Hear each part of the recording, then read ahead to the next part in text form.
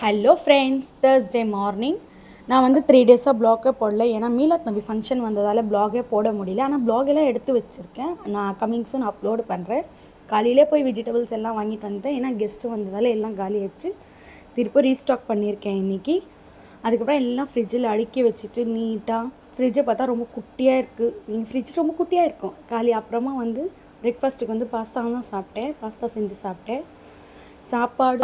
சாப்பாடு கேஸில் வச்சுட்டு அதுக்கப்புறமா வெண்டைக்காய் பொரியல் செஞ்சுருந்தேன். அதுக்கப்புறம் சாம்பார் வந்து கத்திரிக்காய் போட்டு சாம்பார் செஞ்சுருந்தேன். பாப்பாக்காக மட்டும் வேக வச்ச ஒரு முட்டை எடுத்து வச்சுருக்கேன். எனக்கு குக்கும்பர் சாப்பிட்டேன், பசிக்குது. இந்த ஜிங்கை பார்த்தாலே எனக்கு அழகழகாக வருது. எங்கன்னா குடித்தாங்களோ தெரியல, பாத்திரங்க மட்டும்.